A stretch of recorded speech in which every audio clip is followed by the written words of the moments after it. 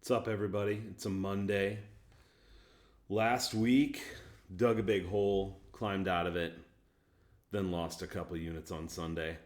That was a rough one. Denver decided to score a shit ton of points, which they haven't done all year, but they did on Sunday, and that's how it goes. So a couple units down last week, but new week, and I do feel like we're just getting a feel for these teams in the season a little more now, but we'll see if that pays off with winning tickets. So today I want to give you three unders. We're going to go all under. Actually, I'll give you a couple other bets without a lot of analysis at the end that aren't unders. But so the first one is Sacramento and Detroit going under 215 and a half. And this one I'm doing 2 units.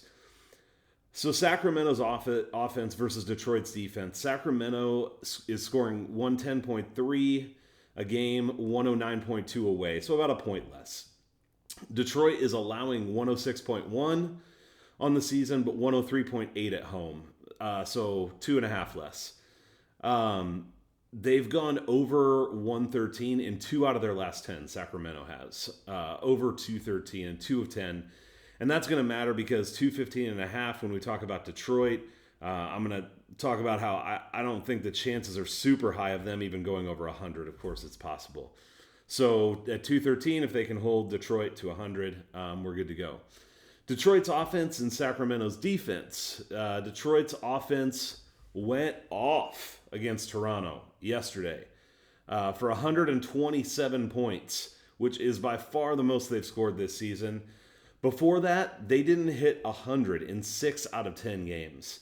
So I love taking a team that can't score after they have an offensive explosion, because even just with one game, I think people start thinking, oh my gosh, they put it together and they're going to score a bunch of points, and usually it doesn't happen. And with this Detroit team, I really kind of doubt it's going to happen. Detroit is 1-4 to the over, and they've come in that 12.2 points below the total out of those 5 games. They're 0-4 to the over as a home underdog, and they've been 16.6 points below the total in those games. So they haven't even been coming close when they're at home, and especially as a home underdog, which is most of the time for them.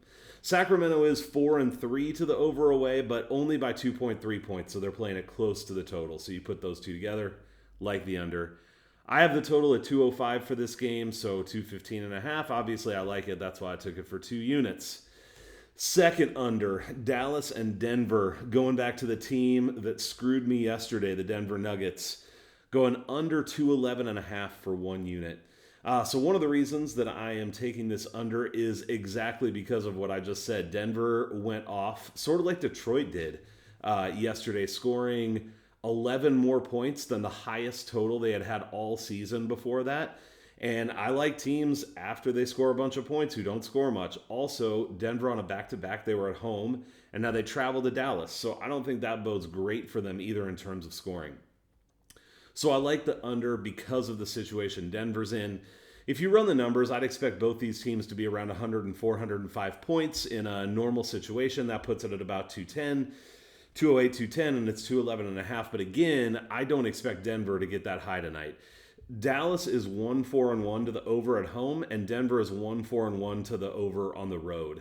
So both of these teams do not tend to hit the over in this situation.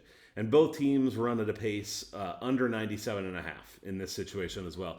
So the biggest danger here, I would say, is Dallas definitely could go off. Honestly, they haven't done it as much this year. Luka hasn't, he's awesome, but hasn't been as dominant. So I don't necessarily see Dallas exploding, but if they do, I could see on the back-to-back Denver just pulling the plug on this thing if it's getting out of reach. And I could see them ending up with a total in the mid-80s. And in that case, Dallas kind of can go off, and there's still a chance of hitting the under here. So Dallas and Denver under 211.5 for 1 unit. The last under is Phoenix and Minnesota. Going to spend a little bit less on this game. But because similar to Sacramento and Detroit, this is just where the numbers point, I would say, if you look at them overall. Minnesota scores 104.1, but only 100.7 at home.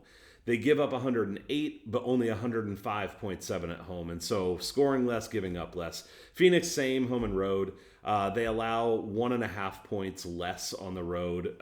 Fairly negligible, right? So They're pretty much the same either way. Phoenix is on a back-to-back and having to travel to Minnesota, so maybe that slows them down a little bit. I mean, I definitely don't think it's a positive for them to run up the score here on the back-to-back with travel, but it may not affect them a ton either. I have this game at 212, so I feel like the 222.5 is a really good value. I will also say, in terms of just the numbers, one of my favorite picks on the day would be Phoenix minus 3.5. I really think that number should be like 6.5, 7.5, even 8.5 based on the numbers under normal circumstances. I mean, Minnesota's just been terrible at home. Well, they're kind of terrible everywhere, but especially terrible at home. But that line just feels trappy to me that it's only 3.5. So I have held off for now. I don't know if I'll play it or if I'll go live with it, but just something to think about. If you like that, I do like it as well based on the numbers, but it just scares me a little bit for some reason. So two other bets I've made. I took Indiana and the Knicks over 213, and I took the Pelicans and the Wizards over 207.5. I do like both of those with Ingram back. I think the Pelicans are a little bit better on offense and actually a little bit better on defense, but I like the over. Beal is not playing. So I will say another one I haven't pulled the trigger on, but is maybe Pelicans. It was +5. Now it's down to +4.5. I don't know. I actually think the numbers kind of point to Washington, but I don't feel good about that play either. So thinking about taking the Pelicans and even maybe taking a half-unit shot on the money line.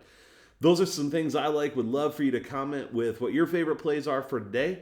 And again, I am on Twitter at NBA Attack with 1A, and would love to see you there. Have a good one.